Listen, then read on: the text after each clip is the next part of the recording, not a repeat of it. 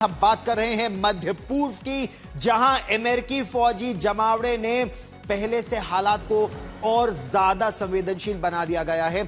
America का aircraft carrier battle group, fighter jets और missile defence system, सब कुछ अब धीरे धीरे मध्य पूर्व में अलर्ट मोड में आते जा रहे हैं। क्या यह युद्ध की सीधी आहट है? और इसी बीच सोशल मीडिया पर एक बड़ा दावा किया गया है, इसने माहौल को और ज्यादा विस्फोटक कर दिया है। इस तरह के संकेत अब साफ आ रहे हैं। दावा यह कि चीन ने ईरान को अब तक की सबसे बड़ी सैन्य मदद भेजी है। कहा यह जा रहा है कि महज 56 घंटों में चीन के 16 विमान ईरान पहुंचे हैं। हालांकि इस दावे की औपचारिक पुष्टि ना चीन ना ही ईरान की तरफ से हुई है, लेकिन सवाल यही कि क्या अमेरिका के जवाब में चीन और रूस अब खुलकर ईरान के साथ खड़े हो गए हैं, या फिर केवल ये सोशल मीडिया पर जिस तरह से अमेरिका की तरफ से इंफॉर्मेशन वॉर चलाई जा रही है, उसी तरह से ये पलटवार ईरान की तरफ से हो रहा है, या रणनीतिक अफवाह फैलाई जा रही है? क्योंकि युद्ध में इंफॉर्मेशन वॉर और डिसइंफॉर्मेशन वॉर दोनों एक साथ चलते हैं। जहां तक ईरान पर अमेरिकी घेराबंदी का प्रश्न है, तो यह घेराबंदी अब तेजी से बढ़ती जा रही है। हमले का दिन या तारीख अभी यह साफ नहीं है, लेकिन यह हमला डोनाल्ड ट्रंप की सोच के मुताबिक बहुत तेज और बहुत कम समय में होगा, ऐसा डोनाल्ड ट्रंप इशारा दे चुके हैं। फिलहाल अमेरिका की सोच क्या है और वो उसे ईरान के खिलाफ कैसे जमीन पर उतार रही है, किस तरह से अब दोनों ही तरफ यह युद्ध का सायरन बज रहा है, तैयारियां किस तरह हो रही हैं, देखिए ये रिपोर्ट। मिडिल ईस्ट में एक चिंगारी पूरे इलाके को आग में झोंक सकती है। जमीन पर अमेरिकी सैन्य गतिविधि बढ़ी है। पेंटागन इसे मैक्सिमम फ्लेक्सिबिलिटी कह रहा है, यानी उसने हर विकल्प खुला रखा है। लेकिन दुनिया इसे संभावित जंग की तैयारी के तौर पर देख रही है।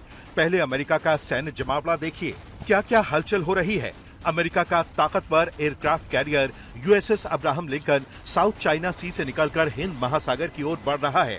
मलक्का स्ट्रेट पार करने के बाद इसके 25 जनवरी के आसपास अरब सागर पहुंचने की संभावना है। इसके साथ हैं आधुनिक missile destroyers, multi layer air defence system और 150 से ज्यादा फाइटर और सपोर्ट एयरक्राफ्ट। ये strike group air strike, missile attack और डिफेंस तीनों में सक्षम है। वहीं हवा में भी जंग की तैयारी के संकेत मिल रहे हैं। जॉर्डन में 12 F-15 फाइटर जेट्स की तैनाती की गई है। मध्य पूर्व में अतिरिक्त एयर डिफेंस सिस्टम की तैयारी है। रिफ्यूलिंग टैंकर और सपोर्ट एयरक्राफ्ट पूरी तरह एक्टिव हैं। लेकिन ध्यान देने वाली बात यह है कि डिएगो गार्सिया बेस पर अब तक कोई स्ट्रेटेजिक बॉम्बर जैसे B-2 या B-52 नहीं दिखा है, यानी फिलहाल फुल स्केल अटैक मोड नहीं है। तो अब तक हमला क्यों नहीं हुआ? अब तक ईरान पर अमेरिकी हमले की कोई आधिकारिक पुष्टि नहीं है, न तारीख न ऑपरेशन का नाम। ट्रंप प्रशासन का जोर फिलहाल राजनीतिक दबाव, आर्थिक प्रतिबंध और रणनीतिक डर पैदा करने पर है। सीधा युद्ध आखिरी विकल्प के तौर पर रखा गया है। तो फिर ये तैयारी है या दबाव की रणनीति? डिफेंस एक्सपर्ट्स मानते हैं कि अमेरिका इस वक्त डिटरेंस मोड में है, यानी ईरान को ये संदेश देना है कि हम तैयार हैं, लेकिन जल्दबाजी में नहीं। अगर हमला होता भी है तो वो सीमित, टारगेटेड और लंबी तैयारी के बाद होगा। तो फिर इस वक्त हालात इतने संवेदनशील क्यों हैं? क्योंकि मध्य पूर्व में प्रॉक्सी मिलिशिया, समुद्री रास्ते, तेल सप्लाई लाइन और कई फ्रंट पहले से एक्टिव हैं। एक गलत कदम पूरे इलाके को युद्ध की आग में झोंक सकता है। यानी फिलहाल जंग की घोषणा नहीं है, लेकिन ताकत का प्रदर्शन साफ है।